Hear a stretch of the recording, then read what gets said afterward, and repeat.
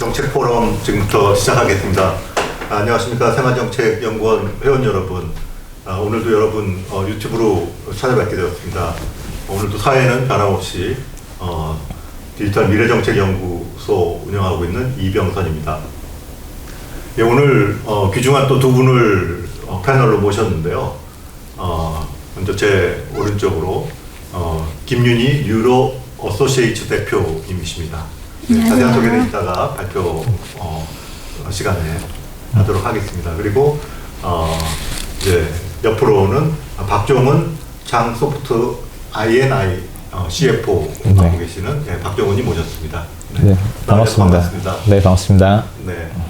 자, 오늘도 두 분 굉장히 재미있는 주제 또 흥미로운 내용을 가지고 여러분들 찾아뵙게 될 것 같습니다.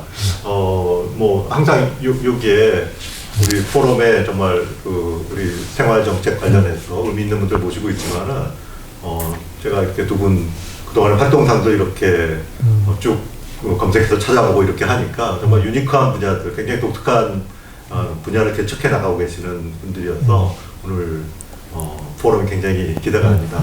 먼저 박정훈 대표님은요, 고려대학교에서 경영학과 나오셔서 경제학 석사 하시고 이 회계사 이 공인회계사에 합격하셔서 회계사로서 사회생활을 시작하셨어요. 근데 그 좋은 공인회계사를 어느 날 이제 접고 이제 창업의 길로 접어들어서 이교시라는 이 스타트업을 창업해서 운영하셨고 최근에 이제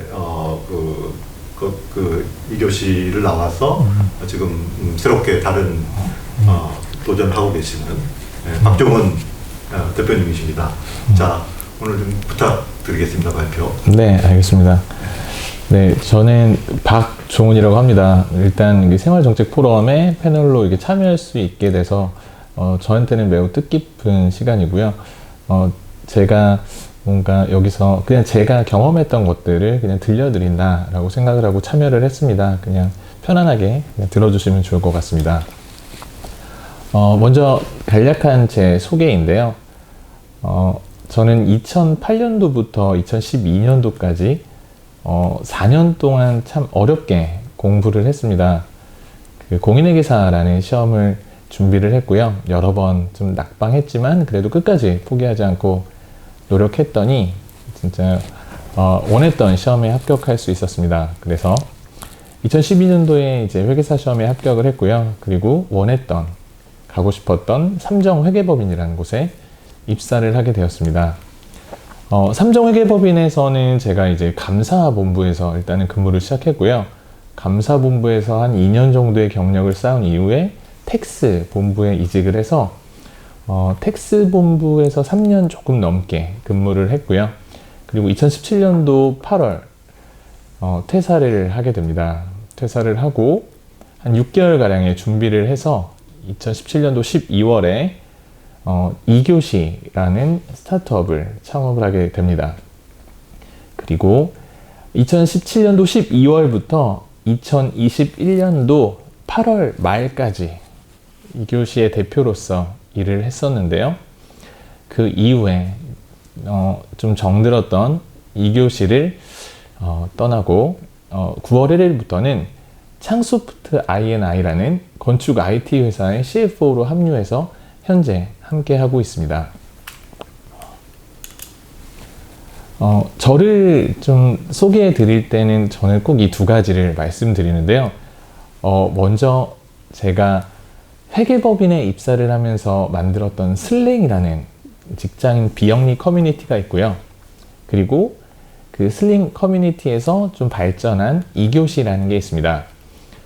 일단 슬링이라는 거는 제가 왜 만들게 되었냐면 제가 그렇게 간절히 원했던 회계사 시험에 합격을 하고 꼭 가고 싶었던 회계법인에 입사를 해서 너무 이제 기대에 차서 근무를 시작을 했습니다. 그래서 한 3, 4개월 정도 지난 시점부터 약간의 회의감이 들기 시작을 했어요. 왜냐하면 함께 일하는 사람들 그리고 만나는 클라이언트들과 대화를 나누면서 전혀 건설적이지 않은 대화들이 주를 이루더라고요.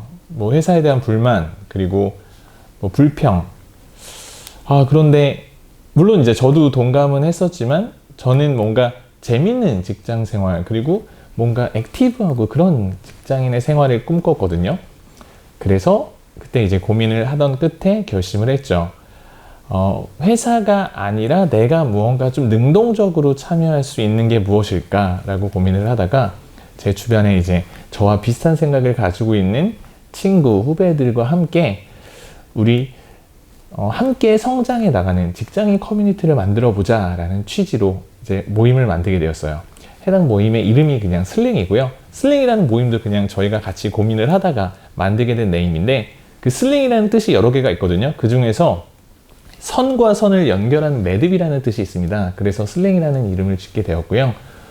슬링이라는 모임은 어떻게 보면 굉장히 심플해요. 정기적으로 2달에 한 번씩 모여서 같이 그냥 우리말로 그냥 쉽게 파티를 하는 건데요. 처음에는 30명 정도로 시작했던 슬링 파티였는데 3년 정도 지났을 때 거의 한 4,5천 명 정도까지 늘어났습니다. 그래서 당시에 직장인들 사이에서는 조금 이름이 날 정도로 좀 좋은 재미있는 커뮤니티다라고 좀 소문이 났었던 것 같아요. 그런데 제가 슬링을 시작한 게 2012년도, 즉 회계법인에 입사를 한 이후부터 이제 바로 회계법인과 좀 병행해서 슬링을 시작을 했는데요.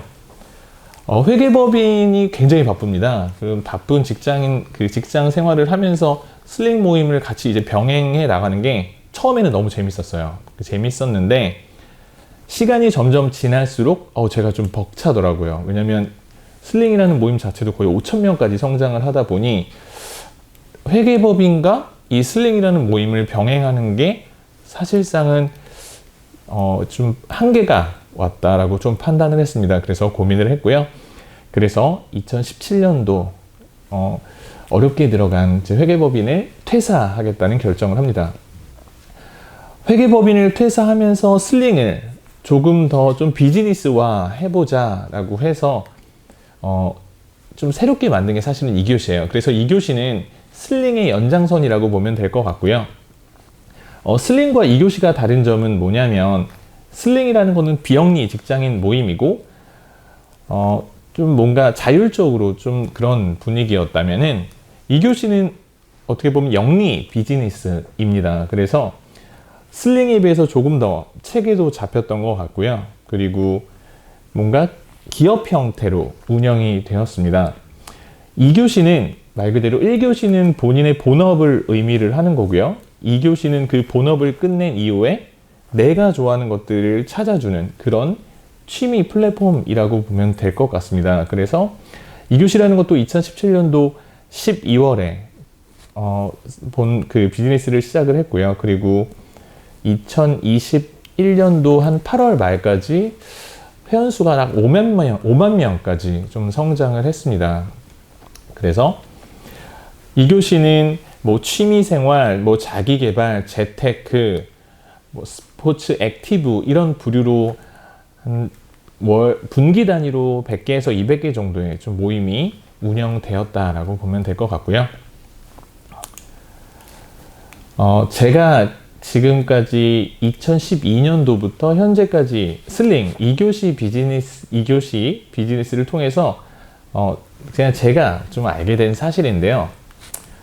20대 중반부터 30대 초반, 그리고 30대 초반부터 중반, 이렇게 연령대별로 이 커뮤니티에서 인기가 있는 컨텐츠하고 그들의 관심사와 모임 참여도의 적극성이 완벽하게 나뉜다는 것을 제가 좀 알게 됐습니다. 먼저 20대 중반부터 30대 초반은요, 여행이나 액티비티 성격의 모임들을 굉장히 선호해요. 그리고 그들의 최대 관심사는 사람이에요. 왜냐하면 그동안은 학생 혹은 취준생으로 있다가 이제 처음으로 직장인이 되다 보니까 뭔가 학생과 뭐 취업 준비생이 아닌 직장인들, 또 다른 직장인들을 만나보고 싶은 그런 니즈가 굉장히 강하고요. 최신 트렌드에 굉장히 민감하더라고요. 그리고 슬링이나 2교시 같은 모임에 매우 적극적으로 참여하고자 합니다. 30대 초반부터 30대 중반으로 넘어가면 이제는 스포츠, 이제 뭔가 자기의 몸을 조금씩 이제 신경 쓰기 시작하고요. 그리고 나를 발전시킬 수 있는 자기 개발 콘텐츠에 관심이 많아집니다. 그리고 이제부터는 결혼이라는 좀 관심 키워드가 생기기 시작하고요. 그리고 이직에도 관심이 많아집니다. 실제로 지금은 이직 외에도 뭔가 투잡, 쓰리잡에도 관심이 많은 걸로 저는 알고 있고요. 이제 30대 중반, 40대 초반으로 넘어가면요. 인기 콘텐츠는 재테크에 좀 집중이 되는 것 같아요. 이제 부동산, 뭐 주식, 가상화폐 그런 재테크 콘텐츠가 관심이 많고요. 최대 관심사 역시 재테크, 그리고 만약에 자녀가 출산하면 육아에 관심이 많습니다.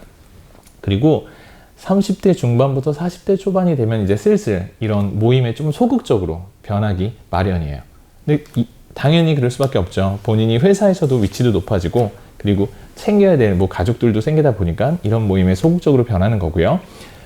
마지막으로 40대 초반부터 40대 중반이 되면 역시 30대 이제 후반과 마찬가지로 부동산, 주식, 연금 등의 모임에 관심이 많고요. 그리고 재테크, 노후 관심사, 그리고 마지막으로 모임에는 매우 소극적으로 변합니다.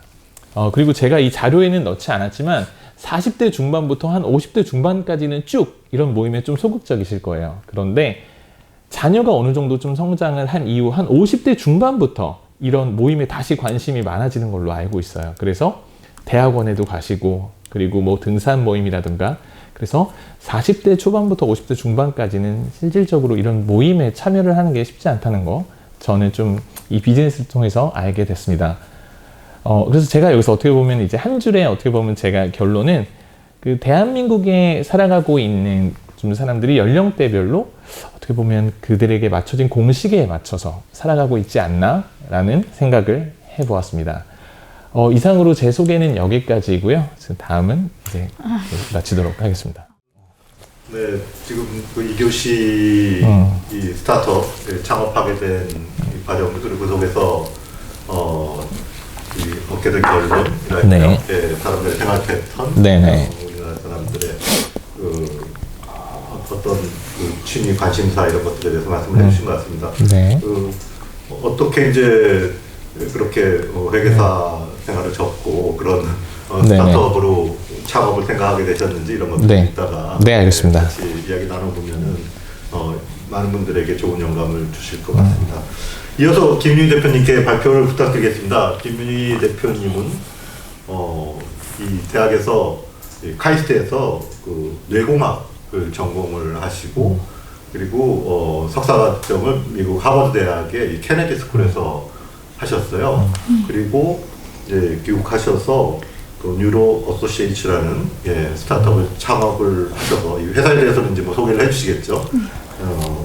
이 창업해서 활동을 하고 계시고 보면은 이렇게 정부나 지자체 여러 기관들의 그 자문위원 또 여러 그 정부 위원들을 맡으면서 데이터와 그 활용과 에 대해서 자문을 해주시고 또 직접 프로젝트를 또 지휘해 나가시고 이런 활동들을 하고 계십니다. 우리 김윤희 대표님 발표 부탁드리겠습니다. 네. 안녕하세요. 방금 소개받은 김윤희라고 합니다. 방금 말씀해주신 내용을 약간 제가 요약했는데요. 이공계 학부를 나와서 사회과학적인 석사를 밟은 사람이고, 그래서 그런 두 개의 융합적인 주제에 관심이 많은 사람입니다. 그리고 회사를 2013년에 창업을 해서 한번 엑시트로 과정을 갔다가 법인은 현재 제가 다시 갖고 오긴 했고요. 그리고 데이터 쪽으로 활동한 이제 이력이 좀 되기 때문에 기재부나 총리실이나 행안부 이런 과정에서 뭐 데이터라던가 어떤 디지털 정부 이런 관련으로 자문위원하고 있고 또 AI 미래 포럼이라던가 이런 뭐 활동하고 있습니다. 그리고 데이터 쪽으로 또 표창 받은 것도 있고요. 여기가 이제 생활 정책 포럼이다 보니까 제가 활동했던 사진 같은 거를 이제 보여드리면 좀 친근감을 가지시지 않을까 생각이 들어서 이제 가져왔고요. 뭐 이번에 대선 후보로 나오신 분들 두 분이나 계신데, 옆에서 보면서 많은 걸 배울 수 있었고, 당시에 박원순 이제 시장님께서 그 데이터를 투명하게 공개하는 그런 이제 아젠다를 갖고 계셨었고, 그때 이제 저희가 같이 프로젝트 한 게 좀 많이 시발점도 되고 레퍼런스도 돼서 보시다시피 이제 당시에 그 전 세계 어디에서도 세금을 어떻게 쓰는지 그거를 매일매일 실시간 데이터를 공개하고 저렇게 그래픽까지 만들어서 키오스크에 이렇게 얹히는 도시는 없었어요.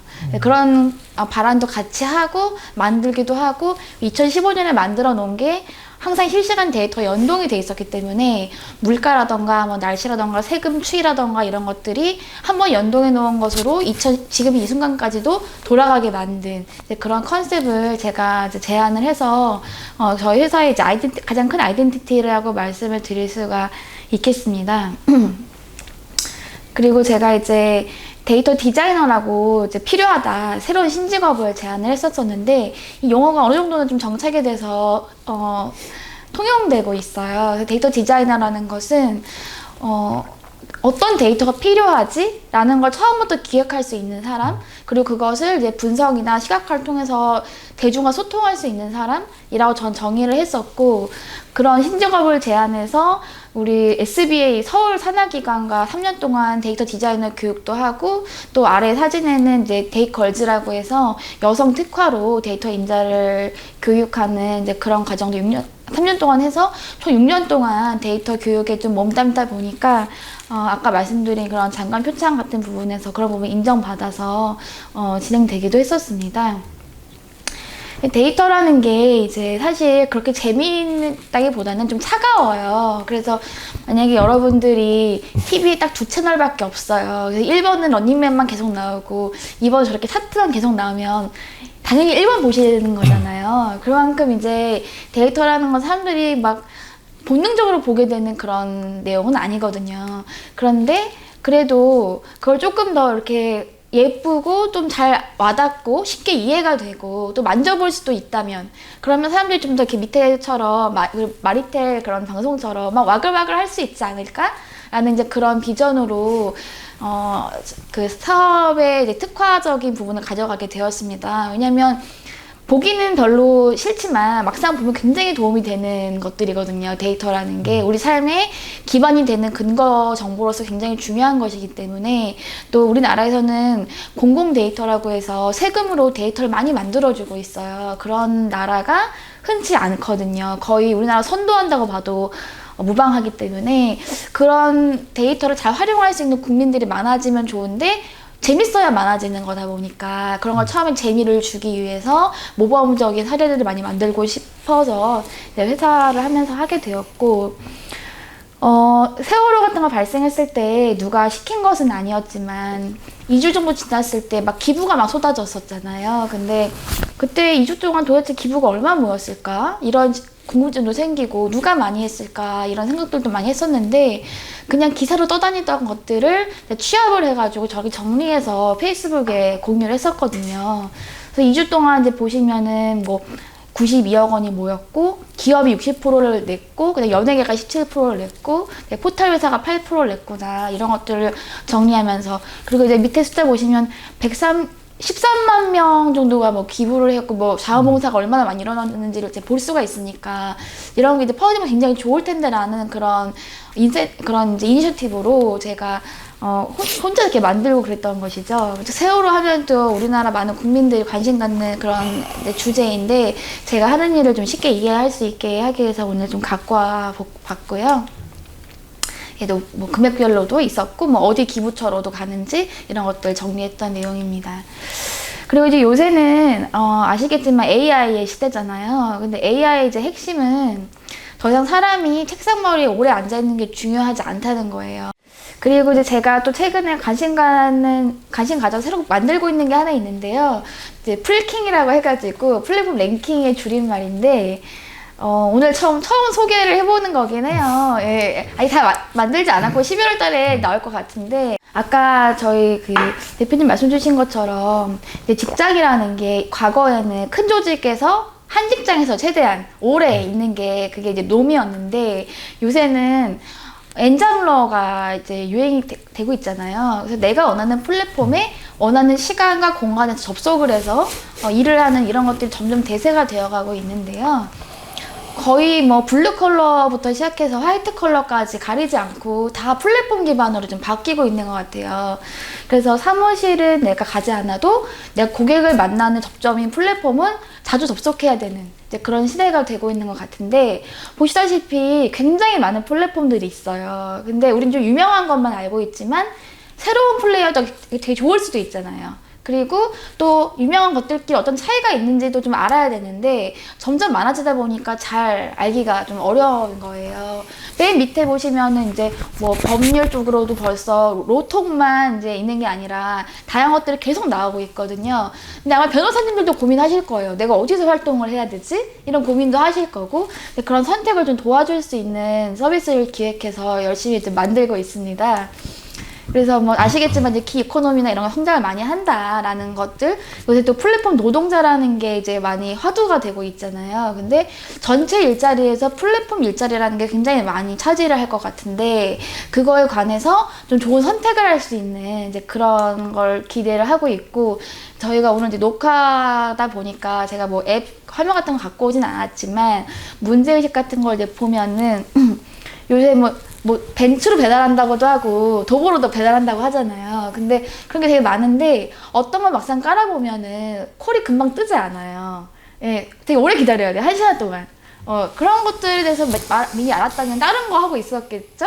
예, 그런 것들도 뭐 좀 알려줄 수 있고, 또 아까도 이제 우리 2교시 같은 것도 있었겠지만 유사한 플랫폼들이 많이 있을 수가 있고, 내가 또 셀러로서 막 판매도 할 수도 있고 여러 가지가 있는데 하면서 수수료가 나가는 경우들도 있거든요. 아니면 광고비를 많이 집행해야 된다던가. 근데 그거를 이제 활동해보면서 겪어나가다 보니까 나중에 알게 되는 거예요.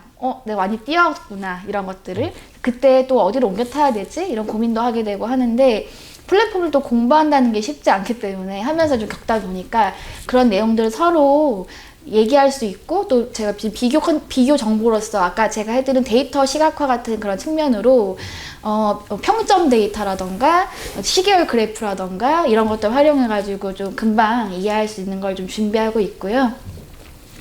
그래서 그 플랫폼 노동자나 플랫폼 안에서 활동하시는 분들은 사실 이제까지는 평가를 받는 입장이었어요. 주로 아시잖아요. 소비자로서 막 평가하고, 플랫폼도 이제 알고리즘으로 막 평가를 실시간으로 막 해버리거든요.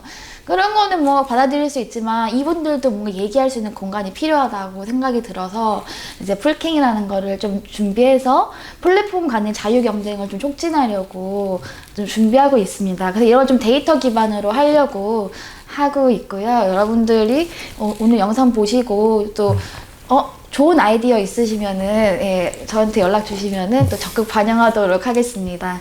그래서 최근에 이제 국감에서도 플랫폼이 되게 좀 화두였었고, 국회의원분들도 플랫폼 노동자나 공정에서도 플랫폼 공정화법 같은 걸 많이 얘기하시는데, 그런 부분에서 좀 어떤 동향이지? 라는 걸 아실 수 있는 좀 기반도 될 수 있을 것 같고, ESG에서 소셜 분야라던가, 아시겠지만 미국에서 공정거래위원장이 리나 칸이라고 그런 빅테크 기업의 사회적 영향을 많이 관심 갖는 분이 되셨어요. 그리고 국제노동기구에서도 이런 플랫폼 노동에 대한 이제 연구를 많이 하고 있습니다. 그래서 타이틀로 딱 잡힐 정도까지 또 관심이 많기 때문에 이런 부분에서 좀 화두가 될 수 있는 걸 준비하고 있다고 소개를 드릴 수 있을 것 같고요.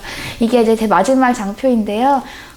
여러분들 다 직접 만나뵐 기회 있으면은 이제 많은 관련 대화 나눠보고 싶습니다. 감사합니다. 네, 감사합니다, 대표님.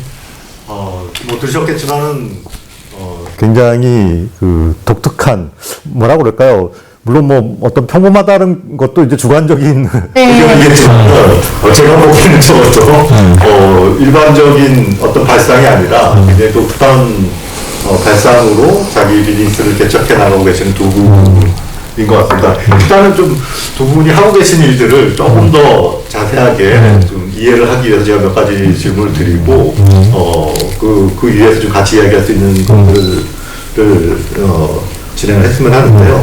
사실 전 대표님 이렇게 뭐 퇴근 후에 취미 활동 이런 것들 우리 뭐 많이 생각하고 또 그런 필요성들 많이 느끼고 있지만, 이것을 비즈니스화 한다라는 생각을 어떻게 하시게 됐는지 참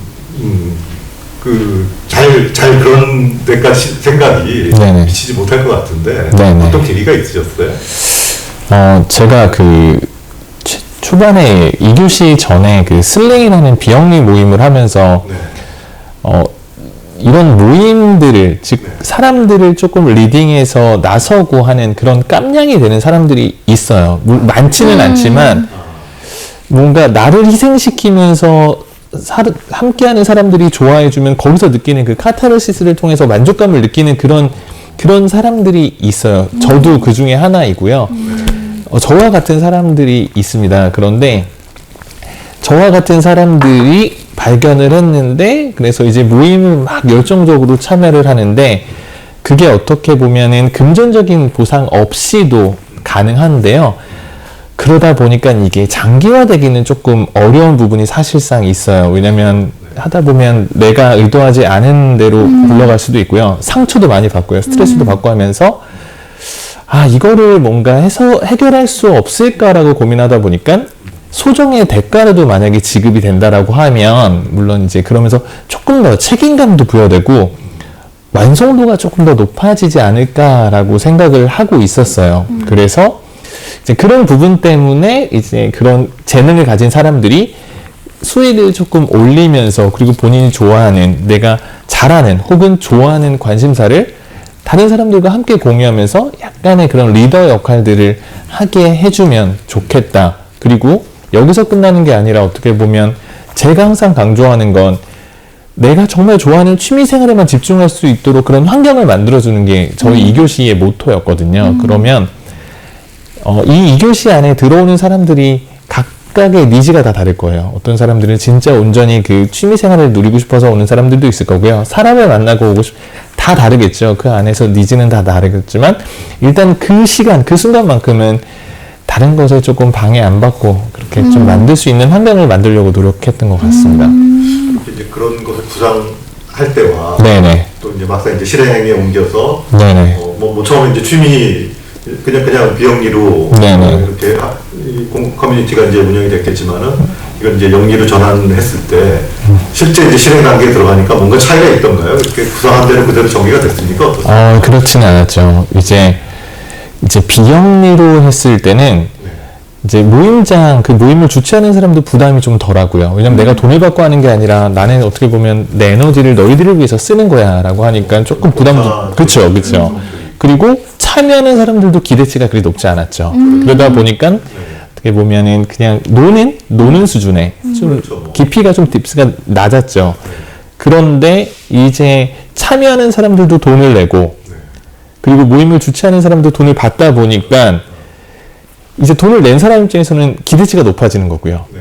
그리고 돈을 받은 사람 입장에서도 부담감이 조금 이제 올라가는 경우가 있어서 어떻게 보면 이게 긍정적인 효과도 물론 있었고요. 부정적인 효과도 같이 오더라고요. 그래서 왜냐하면 이게 이제 본업이 되는 사람들은 어쩔 수 없이 그 자기 수익 창출을 위해서 그런 부분들을 조금 감내하고 하지만, 투잡이나 쓰리잡인 사람들은 만약에 쭉 진행되는 과정에서 내가 이 돈 이만큼 받으면서 이렇게 스트레스를 받고 이런 불편함을 겪어야 돼 라고 하면서 오히려 이탈하는 그런 모임장들도 생각보다 많이 생겼고요.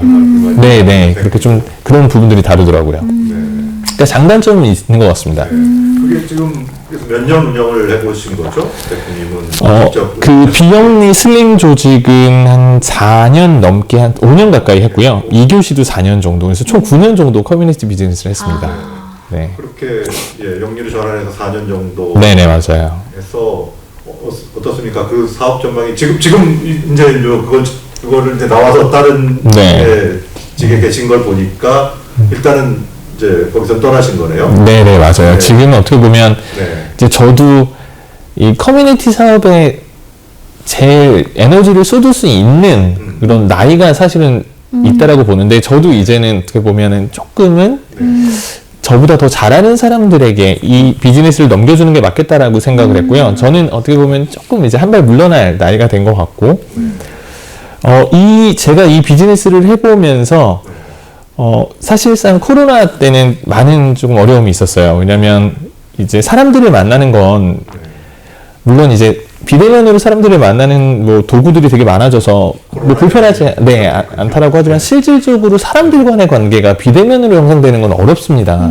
그러다 보니까 직접 만나서 소통하고 같이 관계를 맺으면서 이게 형성되는 건데 그러다 보니까 2교시 같은 이제 오프라인 베이스의 모임들은 좀 직격탄을 맞을 수밖에 없었거든요. 제 생각이지만 오히려 코로나 이전보다 이런 오프라인 쪽의 비즈니스가 훨씬 더 저는 더 시장이 더 커지지 않을까라고 저는 감히 예상을 해봅니다.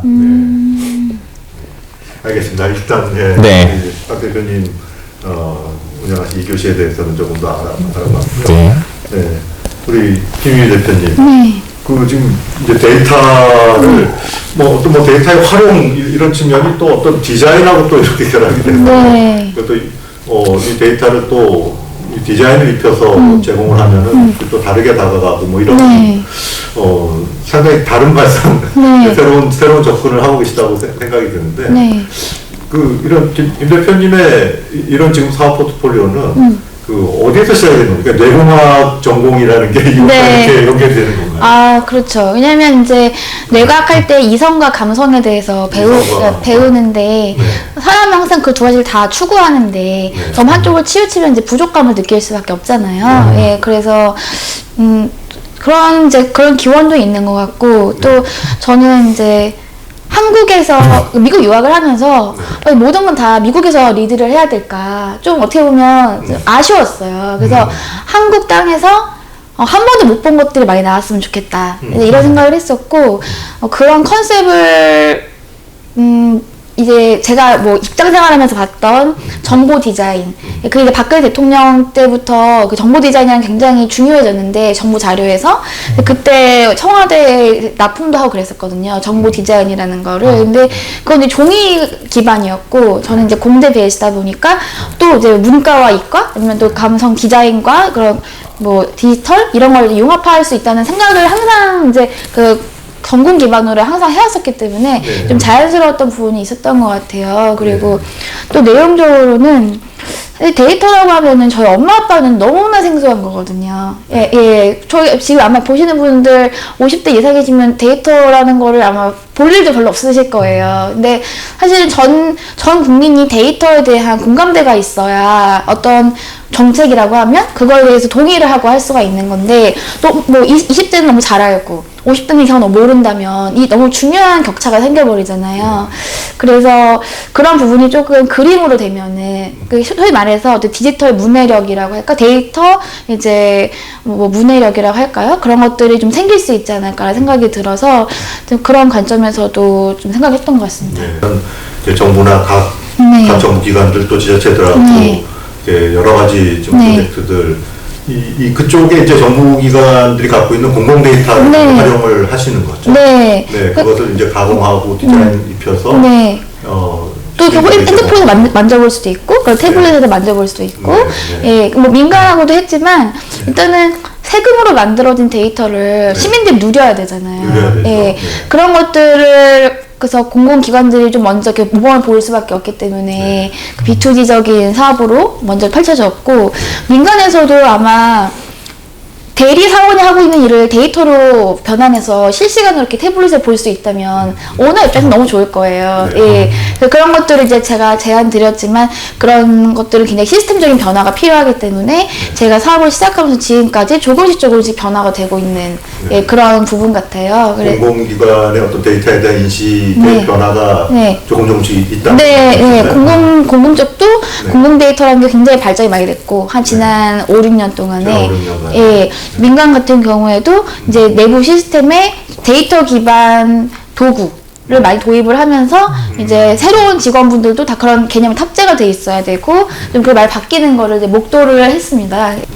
정부 기관들하고 데이터에 관해서 논의를 할 때 우리 김 대표님이 가장 좀 중점을 두는 어떤 포인트는 어떤 거예요? 이게 많이 개방하는 게 좋은 건가요? 아니면 어떤 필요한 뭐 데이터라든가 어떤 부분에 중점을 둬서 데이터도 일종의 콘텐츠이기 때문에 이 롱테일이라는 게 있어요. 그래서 사람들이 뭐 어떤 사람 문화재에 관심이 있고 어떤 사람들은 취미에 관심이 있을 텐데 그런 데이터도 제공이 돼야 되고 또 한편으로는 백신처럼 아니면 약국 같은 그런 것처럼 그런 좀 대중적인 것도 되게 필요로 하죠. 예, 그래서 이제까지 정부는 이제 데이터를 많이 개방하는 데 치중을 했고 하지만 또 사람들이 정말 궁금한 게 뭐냐. 예를 들면 어디서 부정부패가 일어나는 거를 빨리 알고 싶다.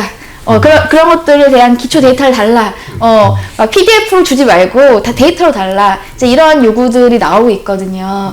그러니까 이제 투명성에 대한 요구가 커지니까 사회에서 거기서 관심이 많아지는 거죠. 네. 참 중요한 문제인 것 같습니다. 공공 데이터의 충분한 개방과 또 네. 그것에 우리 김 대표님 같은 분들이 활동해서 그게 정말 시민들에게 일반 국민들에게 이렇게 아주 가깝게 다가가는 거, 네.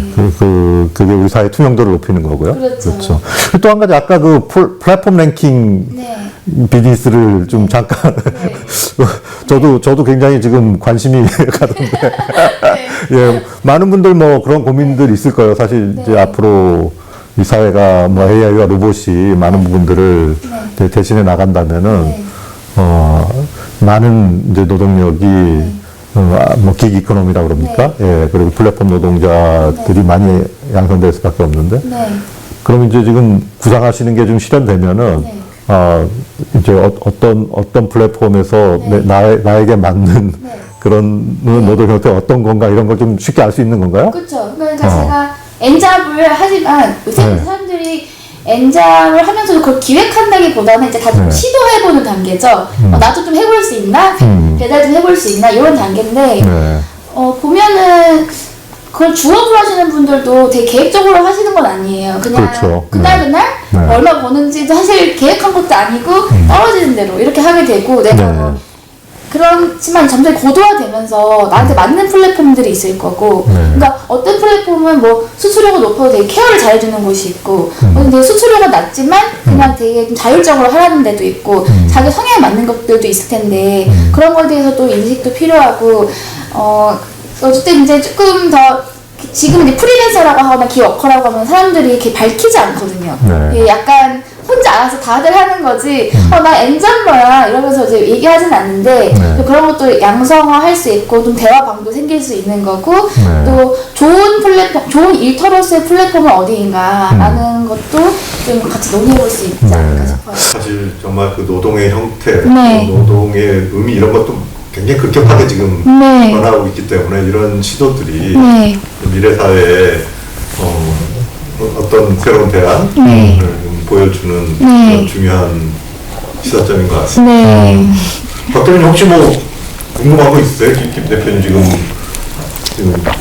일 중에서 설명하신 일 중에서. 근데 저도 근데 마지막에 말씀하신 그 풀킹이 어떻게 보면 참 아이디어가 좋은 것 같은 게요. 저 역시도 이제 주변에 이제 회계사 친구들을 보면은 그냥 회계법인에서 일단은 본업을 가지고 있으면서 사실 회계사가 할 수 있는 또 투잡들이 좀 있거든요. 그래서 본인이 가지고 있는 지식들을 쪼개서 이제 파는 식으로 해서 뭐 여러 가지 이제 회계사들도 활동할 수 있는 플랫폼들이 있는데 그런 부분들에 있어서 본인이 이제 직접 하나하나 다 찾아가면서 여기서 수익은 어떻게 정산이 되고 어떻게 잘 몰라요. 그러다 보니까 그냥 일단 첫 번째 하는 데서 그냥 쭉 하는 경우들이 있는데 사실상 엔잡러들은 그 시간이 되게 중요하더라고 저는 보여지거든요. 그래서 그 내가 쓸 수 있는 그 엔잡 시간을 잘 활용하고 싶어하는 니즈가 있는데 거기에 조금 완전히 부합하는 플랫폼일 것 같아서 귀가 좀 솔깃했어요. 네네. CFO도 뽑았어요. 아, CFO 와주실래요? 여기서 영업하시면 영업은 나중에 하시죠.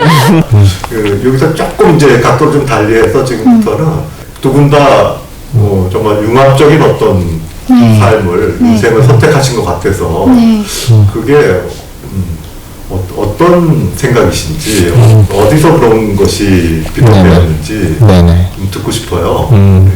박 대표님은. 저도 사실 비슷한 질문을 많이 받아서 이제 저도 사실 이런 고민을 안 해봤는데 이제 질문을 받으면서 저도 왜 내가 이런 선택을 했을까라고 조금 다시 이제 곱씹어서 좀 생각을 해보는데요. 제가 어떻게 보면 슬랭이라는 모임과 회계법인을 좀 병행하면서 마지막 퇴사를 할 것이냐 아니면 이 모임을 어떻게 보면 규모를 줄이던가 그만두는 게 맞을까라는 고민을 할 때 그 결정을 할 때 어떤 부분이 제일 중요했냐면 이제 보통 사람들은 이제 그 분야에서 조금 인정받고 싶고 어떻게 보면 조금 더 높은 자리까지 가고 싶은 욕심은 사실상 다 있다라고 보여지는데 저 역시도 마찬가지로 회계사로서 내가 다른 회계사들에 비해서 경쟁력이 있을까라는 스스로에게 질문을 던져봤는데 그건 아닌 것 같더라고요. 그냥 냉정하게 제 자신을 돌이켜 봤을 때 그런데 사람들을 모아주고 그 사람들이 재밌어하고 그 사람들이 이 공간 안에서 오랫동안 머물게 하는 그런 건 자신이 있었어요. 지금 역시도 어떻게 보면 너무나 제가 재밌어하는 일이고 항상 가슴 뛰게 하는 일이고 그래서 내가 조금 더 자신 있고 내가 더 인정받을 수 있는 영역으로 저는 선택을 한 것 같고요. 그리고 그 선택에 있어서 사실 후회는 없고 물론 주변 사람들은 저를 제외한 모든 사람들은 다 반대를 했었고요. 지금 역시도 후회는 없고요. 저한테는 너무 좋은 경험이 없습니다. 회계사는 4년 이상 네네. 시험을 공부해서 네네, 맞아요. 하셨다고 하셨는데 네. 예, 그게 이제 막상 해보니까 네. 딱 나에게 맞는 건 아니었다. 거기에서 과감하게 그렇죠. 방향을 전환했다 이런 말씀이죠. 네네, 맞습니다. 참 쉽지 않은 네네. 결정이었을 것 네네, 맞아요. 우리 김 대표님은 어떠셨어요? 저는 사실 저는 20대 때는 내내 방황을 많이 해서, 직장 생활에서 미생도 찍고, 어디 가나 항상 4차원 소리를 들어서, 30대 때 막다른 골목에서 창업을 하면서 인생이 잘 풀린 케이스예요, 예상보다. 제가 기대한 이상의 일들이 많이 일어났고, 그걸 창업을 통해서 누릴 수 있는 영예는 다 누려본 것 같은 느낌인데, 근데 20대 때 방황을 했던 이유를 보면은, 저는 뭔가 좀 세상을 좋게 바꾸고 싶다라는 그런 마음이 있는데 기술은 도구적으로 좀 본 거죠. 그래서 제가 공대 경험들은 많은 좋은 도구가 되었지만 어쨌든 어떤 정보를 받았을 때 그럼 이거 영향받는 사람들은 도대체 어떻게 되는 거지? 그래서 제가 책이 4권 정도 있는데요. 책에서도 항상 제가 쓰는 것들은 이게 만약에 AI라고 하면 아니면 데이터라고 하면 데이터 시대가 되면 도대체 수많은 일반인들은 어떻게 되는 거지? 그런 생각을 저절로 좀 하게 되는 부분이 있는 것 같아요. 그래서 수단과 방법을 가리지 않고 그거에 대해서 필요한 것들을 좀 동원하다 보니까 좀 융합적인 어프로치가 어쩔 수 없이 나오는 거죠. 데이터도 봐야 되는데 그걸 내가 편하게 받고 싶으니까 디자인도 들어가야 되는 거고 그런 식으로 융합적인 어프로치가 어쩔 수 없이 들어가게 되는 것 같아요. 덕분에 공부도 많이 하게 되고 그래서 그래서 좀 어떻게 보면 전문가의 길을 가야 되는 게 또 좋은 점이 있는데 저를 좀 제너럴리스트로 이끄는 부분들은 있지만 그걸 그렇게 노력해서 뭔가 성과가 났을 때 예를 들면 책이 베스트셀러가 되거나 아니면 상품이 팔리거나 그랬을 때 보람을 많이 느껴서 계속 융합적인 접근을 놓지 못하는 것 같습니다. 네. 그래서 그런 과감하게 자기 사업을 만드는 선택을 하시는 거예요. 대표님 이렇게 회사 창업하고 운영하면서 가장 어려운 점은 뭐던가요? 저는 항상 예전부터도 느꼈던 건데 제가 혼자서 모든 것들을 다 완벽할 수는 없다 보니까 그 분야의 전문가들과 함께 좋은 팀을 이뤄서 저는 진행하는 스타일을 항상 선호하는 사람인데 그러다 보면 분명히 처음에는 함께 으쌰으쌰해서 시작을 하더라도 누군가 낙오자가 생길 때가 있어요. 그런데 그럴 때 저는 항상 조금 고민이 되거든요. 이 낙오자를 어떻게 보면 다시 에너지를 채워줘서 같이 갈 수 있으면 좋은데 그렇지 않을 때 그러면 항상 저는 사업하면서 뭔가 그런 사람들 간에 이런 낙오자가 생길 때 항상 좀 힘들었던 것 같아요. 누군가 물론 다른 사람을 대체해서 뭔가 그 빈 공간을 채우면 되겠지만 그래도 저는 이제 함께 고생했던 이 사람들과 뭔가 같이 이제 고생을 해서 결과물을 좀 보고 싶은데, 항상 그런 아쉬움을 느낄 때가 좀 있었던 것 같아요. 뭔가 사업하면서 이런 지원이 있었으면 참 좋을 텐데 네네. 뭔가 이런 걸 누가 좀 뚫어주면은 좀 더 이게 좀 앞으로 나아갈 수 있을 텐데 네네. 이런 점들은 혹시 없으셨나요? 있었죠. 그런 부분들은 네, 사업하면 다 그런 것들이 있죠. 네네네. 어떻게 보면 아무래도 정말 자금적인 부분이었던 것 같아요. 좀 자금적인 부분이라는 게 뭐냐면, 제가 이제 막 사업을 해서 어느 정도 좀 성장 궤도에 오를 때까지 사실상은 스타트업에게 있어서 이게 돈은 피 같은 거잖아요. 돈이 이제 조금 돌아야지 어떻게 보면 이 비즈니스도 조금 빌드업이 되는데, 이제 스타트업이다 보니까 요즘에는 좀 분위기가 달라진 것 같더라고요. 이제 코로나 이후에 어떻게 보면 이 벤처 시장에 어떻게 보면 조금 벤처 시장도 붐이 좀 해서 실제 조금 투자를 받기가 용이해진 것 같은데, 3, 4년 전에는 지금처럼 그렇게 용이하지는 않았다라고 저는 보여져서, 그런 좀 투자를 조금 자금적인 부분이 꼭 투자가 아니더라도 조금 더 쉽게 좀 접근할 수 있었다면. 그러면 지금 이제 조인하신 회사에서는 이제 CFO. 네네, 맞습니다. 어떻게 보면 이제 회계사 본 업무를 다시 돌아간 셈이 되나요? 그쵸, 맞아요. 어떻게 보면, 제가 이제 사업을 쭉 해오면서, 좀 저 나름대로 어떻게 보면 좀 휴식이 좀 필요했다라고 저는 느껴져요. 그래서 사실 또 다른 창업에 대한 갈증과 그런 관심도 사실상 많이 있었는데, 지금은 어떻게 보면 조금 다시 내가 이제 좀 리프레시를 하면서 그래도 내가 이제 어떤 다른 회사에 도움이 돼서 그 회사가 성장하는데 좀 기여를 하는 것도 괜찮겠다라고 해서 또 다음 스텝으로 또 창업. 네네네, 맞습니다. 네네. 그런 생각을 하고 계시는 거군요. 가족들이 창업하는 걸 별로 안 좋아해가지고 저만의 비밀이에요. 그래요? 네네. 가족들이 역시 네네. 힘들어합니까? 네네, 힘들어하고요. 제가 그냥 다른 사람들처럼 그냥 평범하게 살기를 원합니다. 우리 김 대표님은 사실 공공 데이터 쪽 이렇게 다루고 또 그런 것도 이제 정부 기관들과 논의하고 하다 보면 사업 진행하면서 이렇게 정부의 어떤 그 데이터에 대한 정책이나 이런 것들에서 아쉬움이나 이런 것들도 많이 느끼고 그러셨을 것 같은데 또 생각하는 방향성이나 이런 것들 많이 생각하셨을 것 같고. 네. 근데 이제 저는 이제 중앙정부 분들을 만나보면은 공무원분들 정말 뛰어나세요.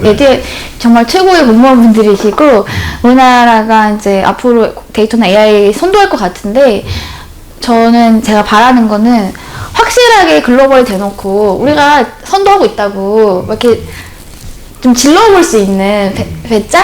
항상 이제 미국이나 중국이나 유럽을 봐도 그렇게 격차가 나는 것 같지 않거든요. 그러니까 연구력은 차이가 나지만 정책적으로 끌고 가는 부분에 있어서 잘하고 있는 것도 굉장히 많기 때문에 이제 우리나라 BTS나 그런 한류 문화가 이렇게 문화적으로 끌고 간 것처럼 좀 이런 IT, 디지털 이런 분야는 이제 우리가 확실히 선진국이라는 그런 거를 방점을 딱 찍어버렸으면 좋겠다.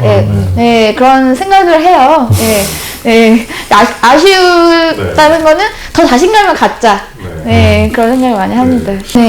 두 분이 이제 그런 경험 속에서 이번에 이제 동영선거 앞으로 또 동시에 또 지방선거도 있고 그러는데 그런 어떤 기준으로 투표를 하실 생각이세요? 제가 이제 마저 말을 하면은 이제 우리나라 인구 구조가 이제 압축 성장을 하다 보니까 굉장히 세대마다 관심사가 아까 말씀하신 것 때문에도 그렇고 많이 다른 것 같아요.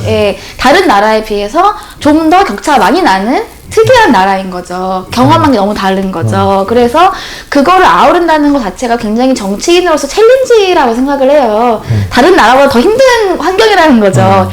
게다가 미디어라는 게 다 파편화가 되면서 그것들을 아우르는데 도와주는 게 아니라 더 막 방해를 할 수도 있는 거잖아요. 그만큼 굉장히 도전적인 상황인데 그걸 돌파하려면 정말 더 많은 세심한 이해와 공감 능력이 필요하다고 생각이 들어요. 예, 그래서 이제 그동안 우리 공식적으로 갖고 있던 정치 논리로만 주제를 잡지 마시고 훨씬 더 열린 마음으로 봐주셨으면 좋겠다. 예, 그런 생각을 해봅니다. 네. 우리 박 대표님. 저도 매우 동감하는 부분인 것 같아요. 그리고 이제 저 역시도 어떻게 보면 이제 나이가 학생 때 그리고 뭐 직장인 점점 나이가 먹으면서 이런 정책은 또 그때는 조금 불합리한 것 같았는데 지금 생각해 보면 또 맞기도 하고 하면서 이 모든 사람들이 다 만족할 만한 정책을 내는 건 사실상 불가능하지만 그렇더라도 각 세대별로 그리고 조금 더 디테일하게 그렇게 해서 좀 그렇게 정치를 해줄 수 있는 분이 있다면 네, 그게 가장 좋지 않을까 싶습니다. 네. 제가 좀 당돌하게 좀 갑작스럽게 이런 잘 답변을 해주셔서 감사합니다. 네. 이 두 분 오늘 발표 어떻게 보셨습니까? 오늘 저희 포럼 어떻게 보면 이렇게 미래의 변화를 준비하고 미래의 이 산업 구조, 노동 구조, 또 우리의 일의 방식, 여기에 맞춰서 그것을 또 비즈니스화해서 준비해 나가고 있는 이 두 분의 발표였던 것 같습니다. 그리고 뭐 이게 앞으로 이제 중요한 순간, 선택의 순간들, 우리나라의 뭐 리더를 그런 뽑는 순간들이 다가오고 있는데, 정말 이러한 것들이 실현될 수 있는 생활정책 속에서 생활정책들이 하나하나 실현되는 또 이렇게 구체적으로 세심하게 이런 거 챙길 수 있는 그런 리더가 뽑히고 또 그런 분들이 나라를 이끌어갔으면 하는 바람을 누구나 갖고 있겠죠. 예. 24회 생활정책 포럼 이렇게 정리를 하겠습니다. 이제 일상을 회복을 하고 이 다음 포럼에서는 우리 회원들 많이 모여서 함께 얼굴 맞대고 이야기하는 그런 자리가 되기를 소망해 봅니다. 네, 오늘 경청해 주셔서 감사합니다. 네. 감사합니다. 감사합니다.